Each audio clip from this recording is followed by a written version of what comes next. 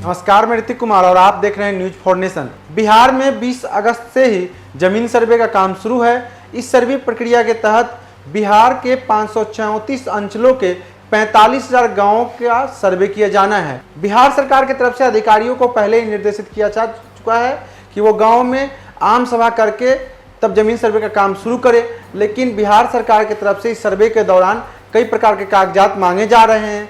कई ऐसे किसान हैं जिनके पास कागजात नहीं है, कुछ कागजातों की कमी है, लेकिन कुछ ऐसे किसान हैं जिनके पास ज़मीन का रसीद नहीं है। तो आइए हम अगर इस वीडियो में बताते हैं कि अगर आपके पास ज़मीन का रसीद नहीं है तो आप क्या करें। में जमीन के सर्वे का कार्य अब तेजी से हो रहा है। विभाग के निर्देशानुसार 1 सितंबर से आवेदन भी जमा होना शुरू हो गया है। ऐसे में रैयत जमीन संबंधित दस्तावेज दुरुस्त कराने के लिए परेशान हो रहे हैं। जमीन संबंधित बहुत से कार्य अंचल राजस्व कर्मियों के जिम्मे होता है। इन कर्मियों को खोजने के लिए रैयत परेशान हो रहे हैं। रैयत पंचायत सरकार भवन से लेकर अंचल कार्यालय तक चक्कर लगा रहे हैं। उनके मोबाइल पर संपर्क करने का प्रयास किया जा रहा है। कई बार फोन करने पर राजस्व कर्मी फोन नहीं उठा रहे हैं। यदि उठा भी लिया तो कहना होता है कि अभी फील्ड में है, सुबह 10 बजे अंचल कार्यालय में मुलाकात होगी।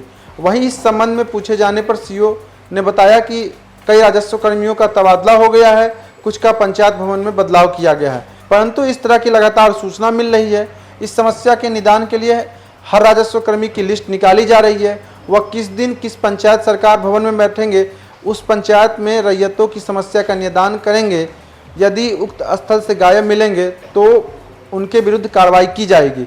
सभी राजस्व कर्मियों का मोबाइल नंबर भी सार्वजनिक किया जाएगा। कई ऐसे काबिलेदार हैं जो बहुत पहले किसी से जमीन रजिस्ट्री कराए हैं, परंतु उन्होंने जमीन रजिस्ट्री कराने के बाद लगान रसीद नहीं कटवाया, लेकिन जमीन उनके दखल कब्जा में है। इस संबंध में पूछे जाने पर सीओ ने बताया कि ऐसे कवालादार को जमीन का दाखिल खारिज कराना होगा, उसके बाद उनकी जमीन पर लगान रसीद कटेगा। यदि किसी कवालेदार ने 1985 में जमीन खरीदा, दाखिल खारिज भी करा लिया, इसके बाद कुछ समय तक लगान रसीद कटवाते रहें, इसके बाद वह नहीं कटवाए हैं, वैसे कवालेदार को भूमि राजस्व के वेबसाइट पे परिमार्जन प्लस पे आवेदन करना होगा। वहां से उनका लगान रसीद कट जाएगा। खेसरा खाता या कवालेदार के नाम में कुछ गड़बड़ी है तो वह भी परिमार्जन प्लस में अपना आवेदन देकर इसमें सुधार करा सकते हैं। यदि किसी कवालेदार का खाता खेसरा ऑनलाइन नहीं हुआ है तब भी उसे परिमार्जन प्लस पे आवेदन देना होगा, वहीं से ऑनलाइन होगा।